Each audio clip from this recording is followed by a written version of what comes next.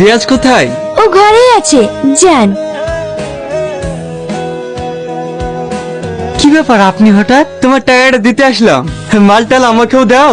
সব মাল বাড়ি পাঠাচ্ছ, টাকা পয়সা দিতে পারবো না বলে ভয় পাচ্ছ নাকি? আরে না না, সেরকম কিছু না। এই নাও তোমার টাকা। শোনো না, আব্বা বাড়িতে নাই, তুমি একটু বাপের থেকে ঘুরে আসো। আরে বাজারে যেতে হবে না, আমি এক্ষুনি চলে যাব। ছাড়েন তো, আপনি আমাদের বাড়িতে রোজ আসবেন নাকি? তুমি যাও। হঠাৎ করে বাড়িতে? তোমাকে দেখতে খুব ইচ্ছে করছিল, তাই টাকা দেওয়ার বাহানায় চলে আসলাম। বাবা, আজকাল একটু বেশি ইচ্ছে করছে মনে হচ্ছে। তোমার বউ যেদিন জানতে পারবে সেদিন বুঝতে পারবে। বউর বাপের টাকাই খাই নাকি? আমি বউকে দেখে ভয় পাই না। আরে আপনাকে টাকা নিয়ে কোনো চিন্তা করতে হবে না, আমি কাল বিকালের মধ্যে আপনাকে টাকা পাঠিয়ে দেবো। শুধু মালটা একটু ভালো দেওয়ার চেষ্টা করবেন, তাহলে হবে। ঠিক আছে ভাই। কি ব্যাপার, এইভাবে হাঁপাচ্ছ কেন? খবর শুনেছিস? কি খবর? আরে কলকাতাতে যাকে আমরা মাল পাঠাতাম সে সব টাকা মেরে দিয়ে পালিয়ে গেছে। সবাই আমাকে ফোন করছে, আমি ফোন করে দেখলাম ফোন সুইচ অফ বলছে। আমি 25 লাখ টাকা পাবো, টাকাগুলো চলে গেলে আমি একদম নিঃস্ব হয়ে যাব। তুমি কি বলছো? আমি তো 30 লাখ টাকা পাবো, কালকে আমাকে পাঠিয়ে টাকা দিতে হবে। তুই একবার ফোন করে দেখ না ভাই। কি হলো, তোমার মন খারাপ কেন? সব শেষ হয়ে গেছে। মানে? আমি যে মহাজনকে মাল পাঠাতাম ও সবারই টাকা মেরে দিতে পালিয়ে গেছে। আমি ওর সঙ্গে 30 লাখ টাকা পাবো, আমাকে কালকে পাঠিয়ে টাকা দিতে হবে। আমি এখন কি করবো কিছু ভেবে পাচ্ছি না। এতগুলো টাকা তুমি এখন কোথায় পাবে? শোনো না, তোমার অ্যাকাউন্টে যে 10 লাখ টাকা রাখা আছে ওটা তুলতে হবে, আর ওই যে বাজারে একটা জায়গা আছে ওটা বিক্রি করতে হবে, না হলে পার্টিকে তো টাকা দিতে পারবো না। এই ব্যবসাটা তো চালাতে হবে। তুমি কি বলছো? আমি ওই টাকা দিতে পারবো না। আর ওই জমি তো তুমি আমার ভবিষ্যতের জন্য দিয়েছো, কেন বিক্রি করব? আমি জমি বিক্রি করতে পারবো না। মা, মা, তোমার জামাই কি বলছে দেখো। কি হয়েছে বাপ? ওর মহাজন ওর টাকা মেরে দিয়ে চলে গেছে, এখন বলছে আমার অ্যাকাউন্ট থেকে টাকা তুলে আমার নামে জমিটা বিক্রি করে ধার মেটাবে। তা কি করে হয়? ও কোনো টাকা দিতে পারবে না।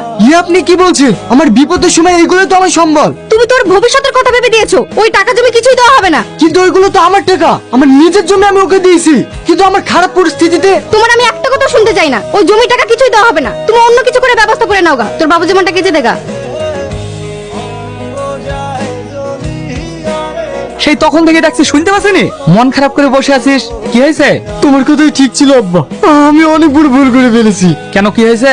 মহাজন আমার টাকা মেরে দিয়ে চলে গেছে, আমি পাওনাদারদের টাকা দিতে পারছি না। তুহিনার অ্যাকাউন্টে যে টাকা রেখেছিলাম ও আর ওর মা বলছে নাকি সেই টাকা দেবে না, ওটা নাকি ওর ভবিষ্যৎ। আমি এখন কি করব?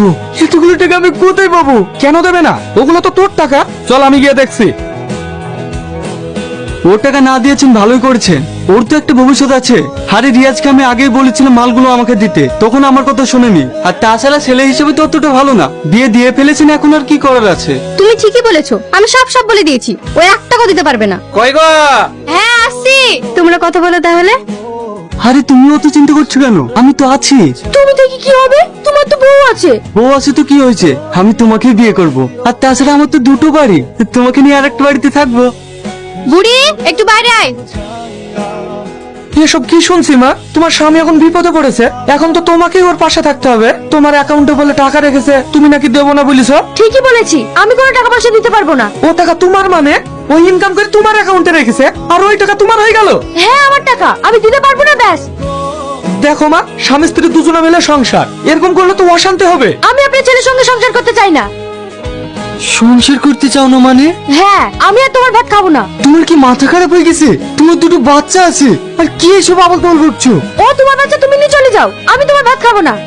বিয়ান, আপনার মেয়ে এসব কি বলছে? ও ঠিকই বলছে। আপনার হাত ধরছে বিয়ান, আপনি আপনার মেয়েকে একটু বোঝান, না হলে ওদের সোনার সংসারটা শেষ হয়ে যাবে। ছাড়েন হাত, আমার মেয়ে আর ওর ভাত খাবে না। আমি তোমার হাত দিচ্ছি, আমি তোমার পা দিচ্ছি, তুমি বাচ্চা দুটোর মুখের দিকে একবার তাকাও। আমি কারোর দিকে তাকাতে পারবো না। সত্যি মানুষ এখন কতটা খারাপ হয়ে গেছে। তুই? আমি ওর বাড়ি ছেড়ে চলে এসেছি। চলে আসছো মানে? এ বাড়িতে তোমার থাকা হবে না। আর আপনাকে বলছি, আপনার মেয়েকে যদি এই বাড়িতে রাখার চেষ্টা করেন, মামের দুজনে এই বাড়িতে কোনো জায়গা হবে না। ওর জন্য অনেক অপমান হতে হয়েছে। আর না, তুই এখান থেকে যা, না হলে এই নিয়ে অনেক অশান্তি হবে।